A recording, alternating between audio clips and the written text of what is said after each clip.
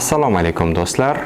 Oradan ancha vaqt o'tdi va non-fiction loyihasining yangi sonlari chiqmay qo'ygan edi. Ammo mana biz yana qaytdik va bu yog'iga har hafta yangi video bilan sizlarni xursand qilishga harakat qilamiz. Non-fictionning bugungi soni uchun juda qiziqarli kitob tanlaganman.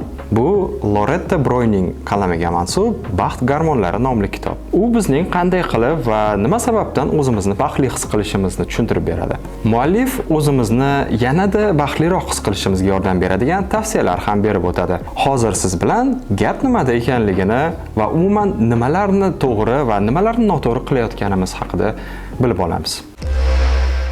Xo'sh, miyamiz 4 ta asosiy gormonlarni ishlab chiqaradi va ularning har biri u yoki bu his-tuyg'ularni his qilishimizga sababchi bo'ladi.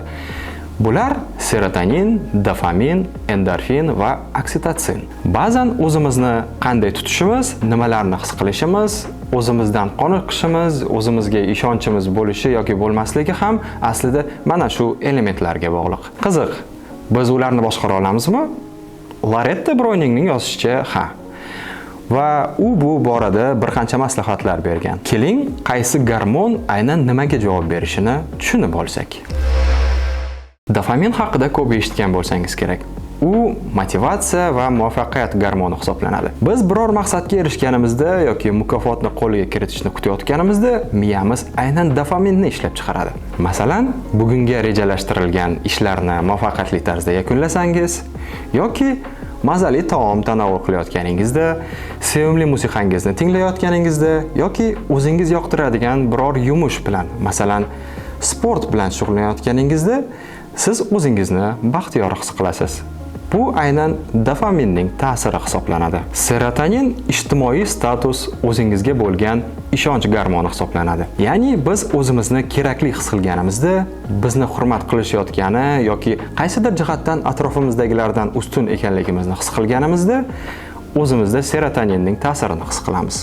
Biz aynan serotonin sababli maqtov eshitishga intilamiz. Boshqalarning e'tiborini tortishga yoki o'zimizning ahamiyatimizni oshirishga harakat qilamiz. Biz serotonin sababli sportda yoki hayotda kim bilandir raqobat olib boramiz. Oksitotsin ishonch va yaqinlik gormoni hisoblanadi. U yaqinlarimiz bilan muloqot qilayotganimizda, kimgadir yaxshilik qilganimizda yoki bizga kimdir yaxshilik qilganida yoki jismoniy yaqinlikni his qilganimizda, aytaylik kim bilandir quchoqlashganda his qilinadi. Oksitotsin sababli biz kimgadir ishonishni boshlaymiz yoki kimnidir hurmat qila boshlaymiz yoki yaxshi ko'ramiz. Bu gormon o'zimizni xotirjamlikda va xavfsizlikda his qilishimizga yordam beradi. Chunki u tinchlantiruvchi effektga ega. Endorfin asosan og'riq qoldiruvchi gormon deyiladi. Chunki u jismoniy og'riqqa reaksiya sifatida paydo bo'ladi. Miyamiz stress paytida jismoniy yuklamalar, aytaylik qiyinroq mashqlarni bajarayotganimizda yoki umuman yoqimli yumushlar paytida, misol uchun ijod bilan shug'ullanayotganda yoki kulayotganimizda endorfin ishlab chiqaradi. Xo'sh, bu 4 ta gormon bizning xatti-harakatlarimizni boshqaradi. Foydali va zararli odatlarni shakllantirishimizda ham ular asosiy rol o'ynaydi. Bizda u yoki bu odatning paydo bo'lishi bizning takrorlanuvchi xatti-harakatlarimizga bog'liq. Agar miyamiz o'sha harakatlarni gormonlar ishlab chiqarish bilan qo'llab-quvvatlasa, buning natijasida odat paydo bo'ladi. Misol uchun, ijtimoiy tarmoqlarga o'tirib qolishimiz ham aynan shu sababga ko'ra yuzaga kelishi mumkin. Chunki ularda vaqt o'tkazayotgan paytimiz miyamiz dopamin ishlab chiqara boshlaydi. Qizig'i, bu juda arzon dopamin. Chunki siz unga erishish uchun hech narsa qilmaysiz. Na tanangizni, na miyangizni qiynaysiz. Uzoq vaqt talab qilmaydi. Shundoq telefoningizni qo'lga olasiz va arzon dopaminga ega bo'lasiz. Miyamizga bu holat juda qo'l keladi. Shuning uchun u buni yana va yana talab etaveradi. Natijada zararli odat yuzaga keladi.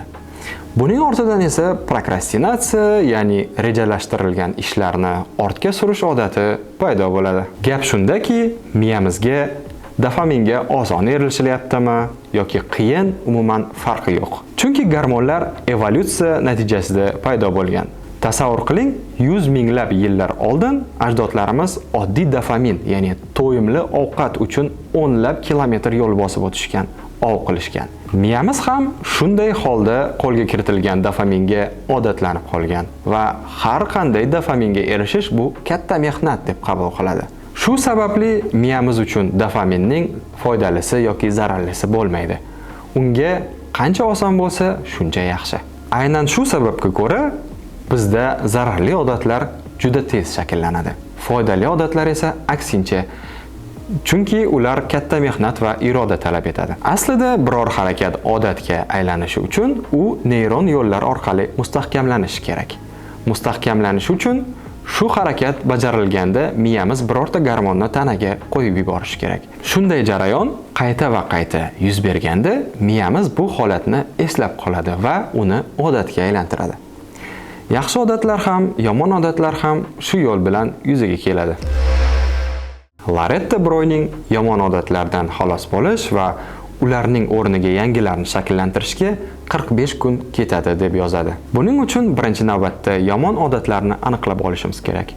Aytaylik, bu shirinlikka o'ch bo'lish yoki o'zimizni doimiy tarzda boshqalar bilan solishtirish bo'lsin.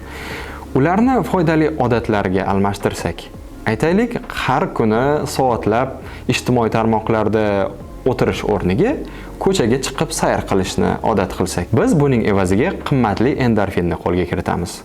Foydali odatlarni hayotimizga tatbiq etishimiz oson bo'lmaydi. Boshida o'zimizni noqulay his qilamiz yoki bu bizga yoqmaydi. Bu bilan miyamiz eski, oson yo'lga boshlamoqchi bo'ladi. Shuning uchun qandaydir kichik qadamlardan boshlash ham muhim. Chunki har bir qo'yilgan qadam muvaffaqiyat sifatida tan olinadi va o'zingizdan qoniqish hissini uyg'ota boshlaydi. Agar oldingizga qo'ygan maqsad biroz kattaroq bo'lsa, uni bir necha bosqich yoki etaplarga bo'lib chiqing. Shunda siz kerakli paytda dopaminga ega bo'lasiz. Dopamin esa motivatsiya hisoblanadi. Shuningdek, Laretta Broyning har bir kichik g'alabadan keyin ularni tan olib, o'zingizdagi progressni qayd etib borishni maslahat beradi. Shunda siz o'zingizga kerakli serotoninni ham ishlab chiqara boshlaysiz. Buning natijasida sizda o'zingizga ishonch paydo bo'ladi. Bu esa keyingi ishlaringizga ham ta'sir qiladi. Hoynahoy siz ham kimdandir shukronalik ro'yxatini tuzish yoki o'zingizda bor narsalarga shukr qilib yashashning o'zingizni yaxshi his qilishga yordam berishini eshitgansiz. Bu mo'jiza emas. Aslida hammasi oddiy. Bu ham serotonin ishlab chiqarishga sabab bo'ladi. Buning oqibatida sizda o'zingizga nisbatan ishonch va qat'iylik paydo bo'ladi. Yaqinlaringiz bilan ko'proq muloqot qiling.